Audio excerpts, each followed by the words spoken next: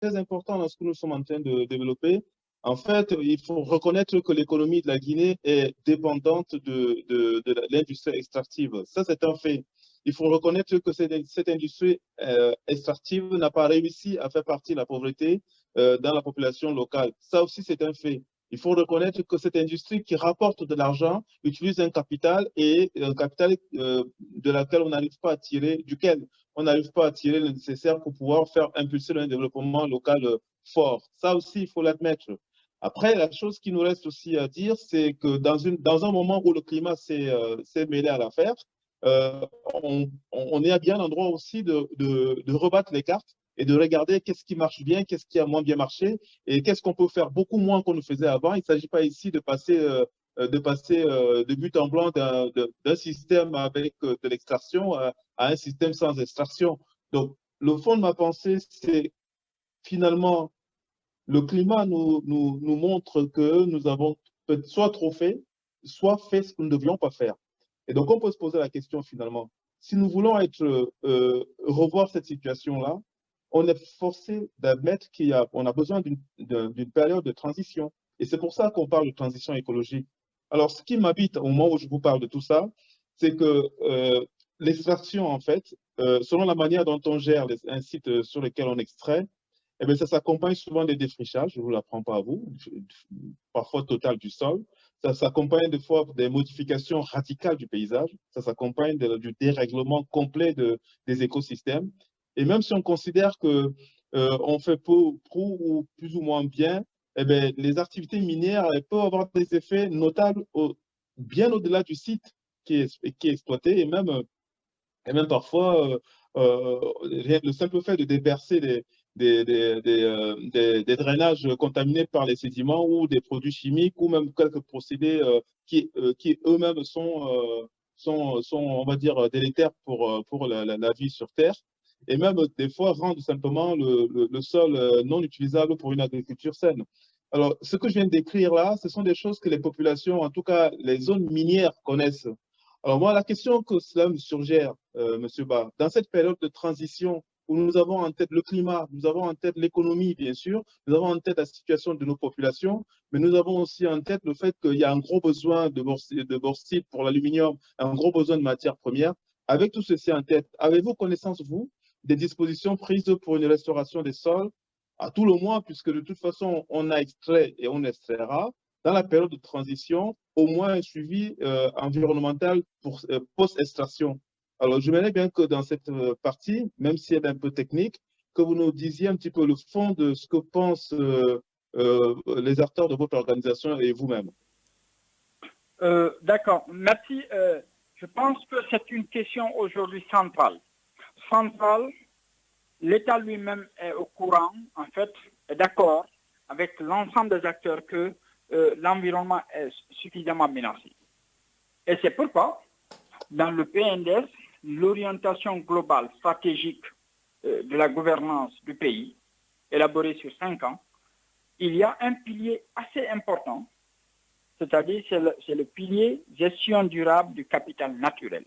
C'est-à-dire c'est l'un des éléments prioritaires de la gouvernance selon, sur papier, selon en fait le PNDS. Le PNDS, c'est le plan de développement économique et social. Et de ce plan, on vient sur le code de l'environnement, qui aujourd'hui est jugé vraiment important, parce qu'il reprend en fait les principes fondamentaux liés à la gestion environnementale. Les principes de précaution, le principe de l'information, le principe de pollueur-payeur, le principe de,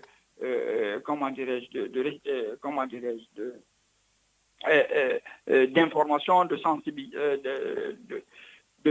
comment on appelle, de consultation préalable, ainsi de suite, ainsi de suite. Donc tous ces principes sont repris dans le code de l'environnement. Mais ce qui pose aujourd'hui problème, c'est que nous avons des structures, nous avons des lois des structures qui n'arrivent pas à mettre en œuvre ces lois sur le terrain. C'est dû à 2 choses. La première, c'est que c'est des structures qui ne sont pas aujourd'hui opérationnelles. Opérationnelles en termes de personnel compétent, opérationnelles en termes de ressources financières compétentes pour assurer leur autonomie, Et c'est aberrant. Aujourd'hui, je vous apprends que c'est aberrant que les entreprises minières soient celles qui financent leur propre inspection dans un pays. C'est aberrant. C'est-à-dire, celui qui est sujet à l'inspection prend en charge les inspecteurs qui viennent inspecter sa mise en œuvre de son étude d'impact environnemental et social, la mise en œuvre de son plan de gestion environnementale et sociale, la mise en œuvre de son plan d'action de réinstallation et de compensation sur le terrain. On est bien d'accord, hein, M. Ba. On est bien d'accord que ce n'est pas dans ces conditions-là qu'il y a une meilleure transparence. S'il est vrai qu'en interne, une évaluation interne du travail réalisé est importante et que c'est l'entreprise qui doit s'en charger, il est tout aussi vrai et même obligatoire que le regard extérieur sur les évaluations provienne d'acteurs complètement non partie prenante et indépendants du sujet. Mais est-ce que sur cette situation-là, vous alertez suffisamment et c'est parce que, comment est-ce que vous analysez cette situation propre-là? Est-ce que c'est un problème de compétence? Est-ce que c'est un problème d'absence de volonté? C'est un problème d'absence de volonté. À l'impossible, avec la volonté, rien n'est impossible. C'est un problème de volonté politique. Mais de la part de qui la volonté? De la part de l'État ou de la part des entreprises? Qui, en fait, met en place, c'est-à-dire élabore les politiques publiques et qui les applique sur le terrain. Donc, les entreprises ne sont que sujettes à l'application, plutôt de ces politiques publiques. C'est l'État qui a mis en place ces lois. C'est l'État auquel les entreprises sont, assujetties. C'est l'État qui a mis en place ces structures en charge de l'évaluation des études d'impact social et environnemental. Parce que cette évaluation, normalement, est sanctionnée par le cutus. Le cutus que l'État donne à l'entreprise, comme quoi l'entreprise est conforme aux standards. C'est-à-dire, c'est le certificat de conformité que cette structure délivre. Mais à ce jour, il y a un sérieux problème à ce niveau parce qu'ils n'ont pas un personnel suffisant. Ils n'ont pas les mains libres parfois sur certaines questions.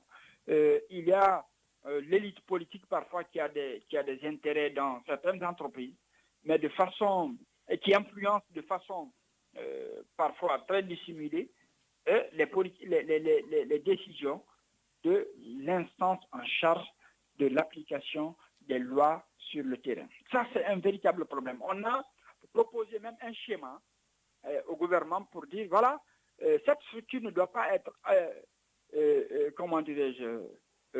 sous tout de suite la tutelle du ministère de l'Environnement, parce que... Oui, parce qu'il y a le problème de conflit d'intérêts, voilà. Oui, parce qu'il y a le problème de conflit d'intérêts. Donc, on a voulu que ça soit une structure autonome qui recrute en fonction de son besoin et recrute des compétences et qu'elle ait en fait tous les moyens nécessaires pour faire le travail de façon indépendante et que ce soit cette structure qui délivre les certificats de conformité, mais pas un ministre de l'Environnement qui déjà a un statut politique dans l'affaire. Donc je pense que c'est sur ce travail que nous sommes en train d'avancer. Il est prévu, nous organisons notre forum annuel qu'on appelle le forum des communautés minières de Guinée que nous organisons cette année au mois de mars. C'est l'un des thèmes choisis pour le plaidoyer pour cette année. Comment, une fois encore,